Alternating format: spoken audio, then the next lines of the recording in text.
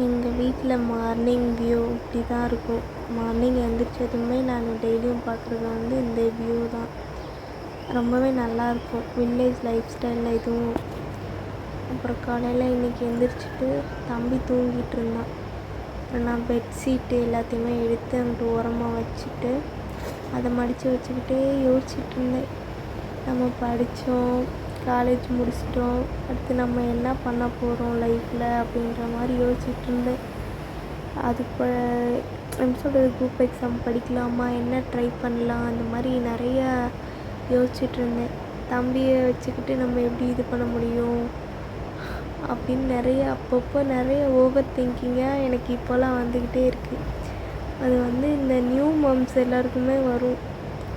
அது என்ன சொல்லுது, இந்த ஒரு டிப்ரெஷன் மாதிரி கொஞ்சம் என்ன பண்ண போகிறோம் ஏது பண்ண போகிறோன்ற மாதிரியே பயங்கர தாட்டு. இது மாதிரி உங்களுக்கும் நிறைய பேருக்கு இருந்திருக்குன்னு நினைக்கிறேன். நம்மளை வந்து நம்ம அப்பா அம்மா படிக்க வச்சுருக்காங்க. அவங்களுக்கு வந்து நம்ம ஒரு எப்படி சொல்கிறது, நம்ம வந்து நம்ம கையில் மணி வந்து அவங்களுக்கு உதவி செய்யணும் அப்படின்ற மாதிரி நம்ம நினைப்போம். ஆனால் நம்ம கையில் அந்தளவுக்கு அமௌண்ட் இருக்காது. அது நம்மளாம் சம்பாதிக்கிறப்ப தான் வந்து அது வந்து நம்ம செய்ய முடியும் அவங்களுக்குன்னு. அதனால ஏதாச்சும் லைஃப்பில் ஏதாவது ஒரு பண்ணணும் அந்த மாதிரி நிறைய தாட் ஓடிட்டே இருந்துச்சு. அதை பற்றி யோசிச்சுக்கிட்டே நான் வந்து எல்லா பெட்ஷீட்டையும் எடுத்து வச்சிட்ருந்தேன். தம்பி முழிக்கிற டைம் தான் என்னமோ இன்றைக்கி தான் அதிசயமாக தூங்கிட்டு இருந்தார். எப்போதும் 5 மணி 5:30க்கெலாம் எழுந்திரிச்சிருவான். இன்றைக்கி என்னமோ தூங்கிட்டு இருந்தான். அப்பப்போ லைட்டாக அங்கிட்டு இங்கிட்டு முண்டிகிட்டு இருந்தான். அவனவையும் பக்கத்தில் போய் கொஞ்சம் தொட்டியெல்லாம் ஆட்டி விட்டுட்டு அப்படியே நின்றுக்கிட்டே அப்படியே மைண்டுக்குள்ளே ஒரே யோசனையாக இருந்துச்சு. என்னன்னே தெரில, இன்றைக்கி காலையிலேருந்து பயங்கர யோசனை தான் எனக்கு.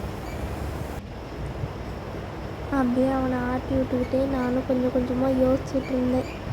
அப்பப்போ இப்படிலாம் எனக்கு ஒரு சில யோசனைகள் வரும். அப்பப்போ யோசிக்க வேண்டியதான். அப்புறம் தம்பி எழுந்திரிச்சிட்டான். அப்படியே அவர்கிட்ட போயாச்சு பக்கத்தில். அவர் எப்பயுமே தூங்கி எழுந்திரிச்சதும் அவரை ரொம்ப கொஞ்சணும். அவர்கிட்ட பேசிட்டு நம்ம விட்டு பேசிட்டுங்கிட்டே இருந்தோம்னா அப்படியே தொட்டியெல்லாம் விளக்கி எட்டி பார்ப்பாரு நம்மளை. எங்கே இருக்கோம், அம்மா இருக்காளா போயிட்டாளான்ற மாதிரி எட்டி பார்ப்போம். எப்படி சொல்கிறது, நம்ம மேலே வந்து நம்மளை தேடுறதுக்கு நம்மளை இது பண்ணுறதுக்கும் ஒரு ஆள் அப்படின்ற நம்மளோட பையன், நம்மளும் ஒரு அம்மாவாயிட்டோம் அப்படின்ற ஒரு ஃபீல் இந்த டயத்தில் தான் கிடைக்கும். அவங்க நம்ம மேலே காட்டுற அந்த ஒரு பாசம், அது வந்து அம்மாவோட லவ்வை வந்து யாருனாலையுமே வந்து இது பண்ண முடியாது. அப்படியே அவனை தூக்கி டெய்லி அவன் காலையில் கொஞ்சணும். கொஞ்சம் நேரம் கொஞ்சிக்கிட்டே இருந்தால் தான் அவர் ஹாப்பி ஆவார். ஃபோன் வச்சுருக்கதை பார்த்துட்டு அங்கே பார்த்து கையாட்டிகிட்டு இருந்தார். காலையில் எங்களோட டே வந்து இப்படி தான் போயிட்டுருக்கும். டெய்லியுமே காலையில் அவரை கொஞ்சிட்டு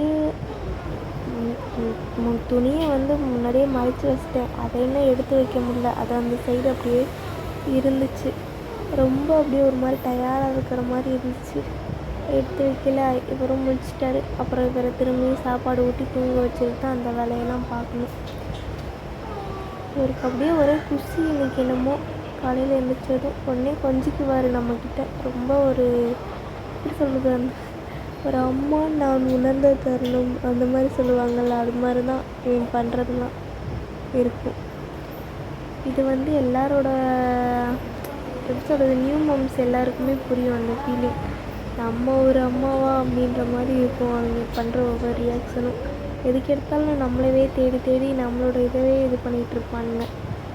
நம்ம தனியாரில் வில்லேஜ் லைஃப் ஸ்டைல் வீடியோ வேணுன்னா சப்ஸ்கிரைப் பண்ணுங்கள்.